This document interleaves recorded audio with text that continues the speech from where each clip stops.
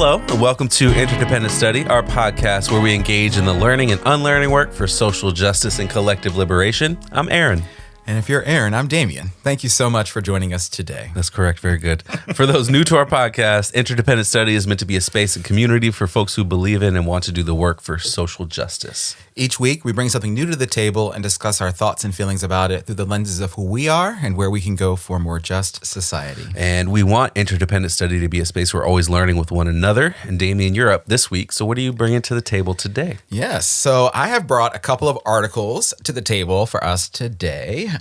It felt important to me, and I know to you as well, that we talk about some of the recent legislation that has been proposed and passed across the country that is both anti-trans and anti-drag. And all of it is very concerning and dangerous, and I think really could and certainly will have an impact on other states across our country and on our country as a whole. So the two pieces that I found last week that we both read for today, one is by Tori Otten. It was featured in the New Republic, and it's called "Florida GOP's New Anti-Trans Bill is So Extreme It Could Ban Treatment for Breast Cancer." And the other is a piece by Manuela López Restrepo and NPR called "The Anti-Drag Bills Sweeping the U.S. Are Straight from History's Playbook." And one of the cool things about both of these pieces, if I can say that, is that each of them had really great links to other reporting that's been done about bills and legislation from other states across the country outside of the named states, Tennessee and Florida. So I know we'll certainly talk about those as well, because this is happening in more places than just Florida and Tennessee, unfortunately. Absolutely, yeah. So I'm very excited for us to talk about this today. You know, I think we both, again, felt that this was important. I'm so glad you suggested that we do this. And I want to make sure that folks know what's going on, you know, across the country with all of this legislation. And, you know, we'll see where we go from here. So, yeah, where do you want to start? Yeah. So first, thanks for finding these two articles and bringing them. Yeah. I know we've talked about this kind of thing before in terms of the anti-trans legislation and it being, unfortunately, like a real trend from the right-wing legislatures across the country. But I think it's important for us to continue to talk about it because it continues. Yes. And so it's not necessarily new, but they seem to be getting more bold in what it is they're trying to do. You know, these recent laws banning drag in public spaces and the proposed law in Florida infringe on the way that people can live their lives. Yeah, just live. Or receive care for who they are. And the ways people can live in their own truth. Absolutely. And it's clear that they have no concept of the consequences that will ripple out from these laws that they're proposing and that they're passing. You know, the proposal in Florida could outlaw some cancer treatments for breast, ovarian, and prostate cancer because treatments for those forms of cancer sometimes require the removal of primary or secondary sex characteristics. Yeah. Which this law explicitly outlaws that. Right. That procedure. And it's ludicrous. It denies the humanity and experiences of trans folks. And we also know that gender-affirming care reduces depression rates in trans kids. Yes. An article about the benefits of gender-affirming care said that a study found that, quote, nearly 70% of participants who started this study with severe depression saw it reduced to the minimal or moderate range after 2 years of hormone therapy. Wow. So you know, I think that there's all of these ways that gender affirming care is life affirming. Yes. And having it banned by right wing legislators that have no medical training, have no idea what they're doing, and have no idea on how it's going to impact the people they represent is ridiculous. Yeah. I think that's what's so awful about all of this for me, right? And it's this idea that these folks are getting to make these laws, draft these laws, pass these laws with really sort of no regard for, you know, humanity, right? And real people. Yeah. I think that was really what stood out to me most about reading these pieces, reading more about this legislation, like this idea of what it means for real people, right? The harm it can do to real people. Tori Otten, in her piece in the New Republic, called the anti-trans bill in Florida, quote, one of the cruelest in the country. All right. And that's saying a lot, I think, right? Given sort of what I read about what's happening in other states like Georgia and Tennessee and Texas, right? Like, but this one being sort of, in her opinion, one of the cruelest in the country. I think, it gets to this idea that this legislation, these bills, have the potential to inflict so much harm on transgender people. And so, taking that alongside with what's happening in Tennessee and Texas and Georgia, it's just awful. I think what stands out to me, and you sort of alluded to this as being particularly troubling, is this idea that this bill in Florida will ban gender affirming care for minors, and sort of taking it a step further, will force them to medically detransition. Yeah. Right. And I kind of had to sit with that for a while, right? And think about, like, there's so much harm there for trans folks, right? Like, there's so much in the way of physical, mental, emotional, physiological sort of work and lived experience and internal work that trans people have to go through and do to get to a place where they are ready and able to transition. And the totality of the harm involved in having to, or being forced to, medically detransition, to me, that's just unconscionable, right? To sort of force upon someone who did all of this work to finally sort of, as you talk about, sort of figure out like who they are, right? And to really sort of live in their truth. And so it's hard for me to sort of grapple with this idea that, folks could sit in state capitals and places of power and sort of dream up this legislation. Yeah. And I think the ways in which this Florida bill in particular is actually limiting to all folks, right, in terms of their ability to access health care, and prohibit allowing folks to identify in the ways that they are. It's just so awful. Yeah. Yep. Especially if you think about the context of detransitioning, what I just shared, where 70% of participants in a study had severe depression, and due to hormone therapy, they saw that reduced to minimal or moderate range. Yeah. So they go, right, like that is life-affirming care. Yes. They are measurably less depressed with hormone therapy. And so taking that away from somebody who is maybe in a better place because of that therapy, I don't understand how that lines up as good practice. It doesn't. I don't understand how it makes any sense, because it doesn't. It doesn't. It doesn't. And the psychological harm of being like, oh, I remember where I was before I started this therapy, and now I'm being told I can't use it anymore. So like, what, that's an extra layer before you even get to the place where you have. So it's very. It's unconscionable, as you said. Yeah. So another piece of this that I think is, it's a bookend, not a bookend. It's another piece of the puzzle of how all these things are happening.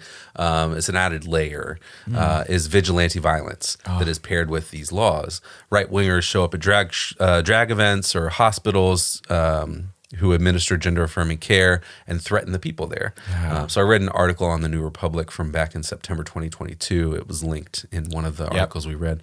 It was called "Libs of TikTok and the Right's Embrace of Anti-LGBTQ Violence." And so that delves into some of the instances of violent intimidation from people who have been egged on by right-wing propaganda that they hear on social media, like Libs of TikTok, which is a right-wing account. If you don't know, because it doesn't sound that way. Good to mention. It doesn't sound that way. Yes. Right. These folks then show up and, quote, terrorize libraries, schools, hospitals, churches, and other community spaces that are welcoming to queer and trans people. So this has included calling in bomb threats at hospitals that have gender-affirming care, showing up at drag brunches heavily armed and trying to intimidate people out of attending. So all of these added elements of violence are another layer Yeah. to what's happening in legislatures, and it's happening more and more frequently as well, it seems. Yeah. So I it's another piece of this that I think we have to understand, because it's not just happening in legislatures like that. Right. This rhetoric is being enforced by violence from people on the ground who have been radicalized by social media propaganda, which is not regulated by the social media companies. Oh, not at because all. it creates clicks, it creates views, it creates revenues for those companies. Yeah, it's fascinating to me, and really sort of disheartening to see this happen. Right, I didn't click and read that article in particular, but I know of that, and this idea that folks are sort of radicalized in such a way, and sort of that hatred is mobilized enough in them to do things like calling a bomb threat at a hospital, right? Because this kind of healthcare is happening there. You know, I don't even know why I'm trying to rationalize this, but this idea that like you're so upset about this kind of healthcare that's happening there, like setting that aside for all of them, the other people that are in a hospital at any given time, right? All of the children that are in a hospital at any given time. I mean, why in the world would you think that that's a good idea or something you should do, right? Not to mention sort of showing up at, as you say, drag brunches and sort of, you know, just interfering with people living their lives. I'm glad you brought that up, because it is, you're right, it's happening at sort of the level of our politics, right? But it's also happening in real time where people are, which is just so scary and sickening, in my opinion. I appreciated that. One of the other pieces that I appreciated in particular of the NPR piece, I thought it really was a comprehensive overview of why some of this, all of this anti-drag legislation in particular in Tennessee is such a big deal, right? It highlighted how there are so many reasons why this legislation is just preposterous and unnecessary and really just straight up discriminatory, right? At its core. It's not really about protecting children at all, which is sort of what the right wing sort of says. That's how they couch it. That's how they couch it, right? It's not about that at all. It's really about discriminating against and criminalizing gender nonconforming people and trans people and just people who are out here trying to live their life and enjoy a show like a drag show, right? And so I think that's such an important piece of this, right? Connected to what you talked about, what we've been talking about, that really thinking about that this being just straight up discriminatory. And so I wanted to sort of bring that out of that NPR piece. One of the other things that stood out to me was just that this legislation is really scary because it's so broad and vague, right? And so, the piece points out, we have to think about what this might mean come June when it's Pride Month later this year, for folks in Tennessee, right? Like, and how law enforcement will show up to those spaces given what happens at Pride parades, right? And who might be affected, who might be targeted. It's really scary to think about. You go to that kind of experience to sort of be free and live in your humanity and be surrounded by people like you, all right? Or people who are allied with you. And this legislation might harm that experience, right? Yeah, absolutely. And one of the things that was in one of the articles, I don't remember which, is that usually legislation in Tennessee is enacted and is enforceable starting in July. And they changed it for this piece so that it started in April so that they can enforce it during Pride Month. I totally missed that. Yeah. That's just vicious. I mean, that is just cruelty personified. Yeah. So wow. So that's another piece of this. And now from there, I kind of want to zoom out. And we've talked about this stuff kind of in the aggregate before. Okay. But according to Trans Track legislation, when I pulled the numbers at least, this is a website that's tracking the anti-trans bills across the country. So again, when I pulled the numbers, 44 states had proposed 387 anti-trans bills in 2023. My goodness, that's this year. It's early April. Yeah. Yep. Legislatures aren't like they don't start work on January 1st. Right. Either. So it's not as much time even as it seems like it is. No. Even though it's a short amount of time, it's even less than that short amount of time actually is. And it's absurd. That's an absurd number. It's sickening. From really. people who don't want to believe that trans people exist or who do believe that they exist and they want to be cruel. The cruelty is the point sometimes as well. So they don't want to accept that their gender experience isn't the only one. Right. Like, they don't want to accept that a gender experience could exist beyond the one that they have. It's ridiculous. They don't have any training. They don't have any background in any of this. There's none of this is actually based on medical advice or science or any kind of research. It's all coming from a place of malice, of hatred, of ignorance, of a combination of that, and mostly they're just repeating propaganda from those right-wing social media accounts. Because that's what's happening on Tucker Carlson. Like talking points from those accounts are making its way to Tucker Carlson or to there were a couple other examples in these articles of the ways that these things are spreading beyond just what's happening on social media. So they're just repeating these talking points. They're not actually learning anything. They're not listening to trans folks. It's all just legislative and policy-based violence against a group of people that they choose to hate. Yeah, that's so sad. I mean, you're right. It's only April. And there's that many bills out here on the docket in all these places, all these states across the country. I mean, it's sickening is really the word as you were talking. And it's only, the emotion. With 44 states, it's way easier to list the 6 that haven't proposed any legislation. Oh my goodness. Right. That's a good point too. Yeah, 44 states. My goodness. All right. Well, let's transition here. Let's shift our conversation over to application, right? And let's talk about sort of how we're going to connect the dots between what we read, what we've learned through all of these pieces that we got to take in for this episode, and connect it to our daily lives and the work we want to do and need to do. We talk about this often here on this podcast, but I think we have to recognize and name what is truly the point behind this kind of legislation and rhetoric, right? Yep. Like, these bills that are being proposed in all of these states across the country, they're all truly centered around dehumanizing people, right? And centered around hate and malice and all that and ignorance, as you talked about, right? Plain and simple.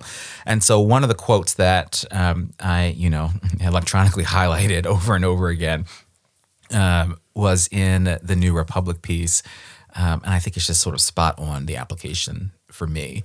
So Tori Otten says this, quote, "Bills such as the latest Florida measure make it clear that Republicans don't really want to protect children. They want to erase LGBTQ plus people from public life.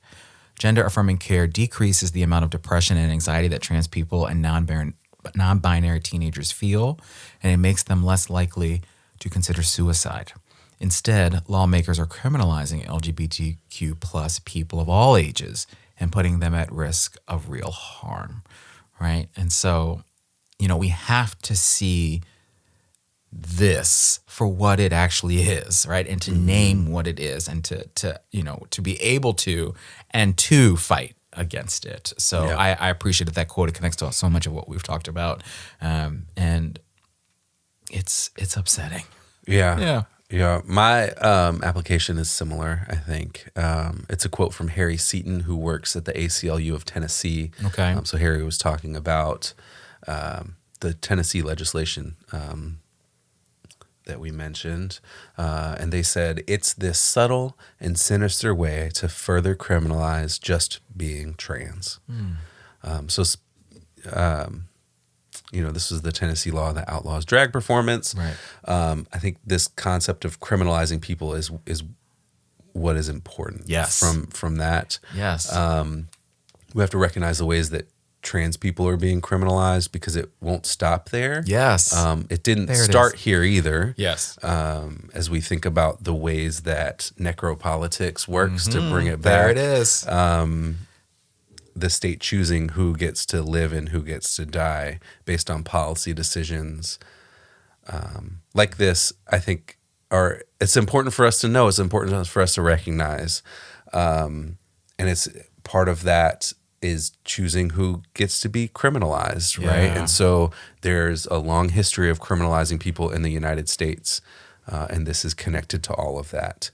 And so these right-wing legislators are going to keep proposing whatever it is they think they can get away with it, and we have to tell them that they can't get away with it. Absolutely. And however we think we need to tell them that. Yeah. I love when our applications are connected. I also appreciate you continue to get gold stars because you're connecting weeks together here. I appreciate that. But you're right. Like this idea of what Harry said, just further criminalizing trans folk just being trans, like criminalizing people for just living their lives, Right. is the application, is the core of what's happening here. And you're right. There's a long history of that in this country, and we've talked about it for many folks, right? Many populations of folks here. So good stuff there. Well, in terms of homework, what do we want to do when we get up and walk away from this table today? I'm so glad you found this trans track legislation. That was going to be my homework. I think it's so important that we get a good sense and a good grasp on all of the places where this kind of legislation is happening. And being proposed and replicated in states across the country. And I want to figure out sort of what I can do to share that with the people in my life, make sure that folks know what's going on, how they can join in the work that's happening to sort of fight against it. I also want to, and I don't know if the trans track legislator does the tracker does this, or if there are other places I can look, but I want to know what entities, what organizations are out there doing work to push back against this legislation, right? Sort of legally in the streets, organizing work, whatever it might be. I'm going to figure out ways that I can support them with my time, my money, both. So we have to know what's going on and where it's happening and how to stop it and how to support the work against it. So that's what I'm thinking. How about you? Yeah. My homework is I think aligned there too. Okay. The anti-trans tracker I mentioned earlier is tracktranlegislation.com. Good. And it pops up. There's a map. You can click on a state and sort of zoom in, so to speak, on the things that are happening in that particular state. Okay. And there's a color coded. So it'll say bills pending, bills signed into law, bills prevented from advancing, or no bills. So, that's the kind of categories they have in terms of the how they're tracking them. The actual status of them. Yes. So it says on the chart, if you scroll down, introduced, passed, signed, enacted, passed, crossed over, So some of these things I don't know what crossed over means. Yeah, it's probably from like a different chamber to a different committee, chamber or a committee to a something. Yeah, right. So there's all that, and then they actually have links to the legislation that tell you the state, they tell you the date that it was introduced, and the bill number. So, that's incredible. March 31st, 2023 in Louisiana, HB 463 was introduced, and it is about healthcare. So they have a bill type, like a little category, sort of about what it is. Wow. And then you can click further into that and look more into what that actually means. Yeah. Good. Okay, thanks for sharing that. There's that. I want to look specifically at the things that are happening in Maryland. Yes. We have one bill. I was going to say, I'm guessing we're not one of those 6 states, unfortunately. No, we have one bill that was introduced back in January. Okay. Of this year. Yeah, and nothing has happened with it. Okay. And it's about youth athletics. So I would like to look more into that. I think that might be out of date. I vaguely recall seeing some things being introduced recently. Okay. So I don't know how quickly this is updated for every state.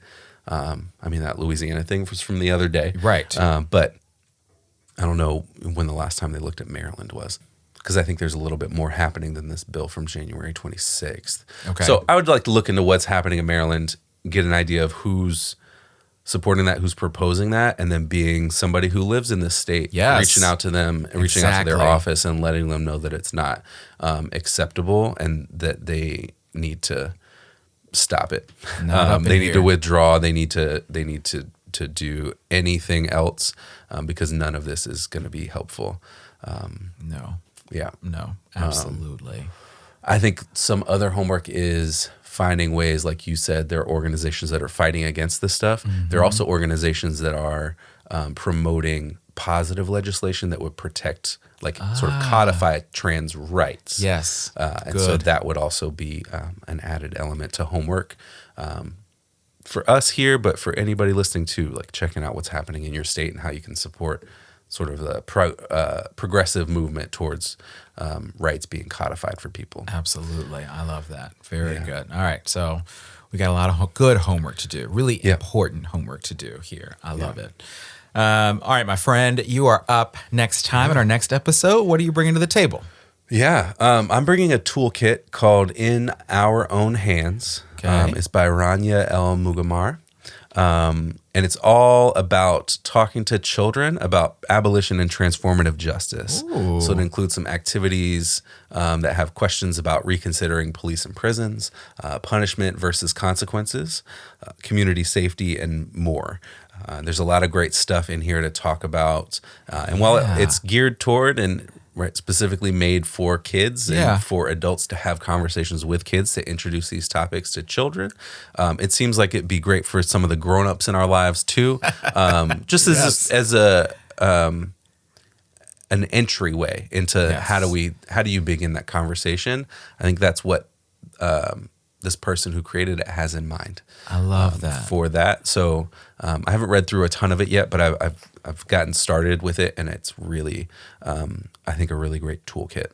So I'm excited to talk about it. I'm excited to read it and check it out. That's awesome. Yeah, I think, speaking about just the people in this room, you and I believe in this wholeheartedly. Yeah. So any additional resources that we can have to talk about it with all of the people in our lives, but especially the little ones that we care about, I'm all for it. So thanks for finding that and bringing it. Very good. All right. Well, with that, we want to thank you for joining us today and for listening to Interdependent Study. You know what I'm going to ask you to do here, but in case you forgot, please follow, leave a rating and review, share our podcast with everyone you know, follow us on the socials, sign up for our email list to get notified about any new things we've got going on behind the scenes. Yes. Thank you so much for listening. And remember, it's not about us, but it is about us. We'll talk to you next week.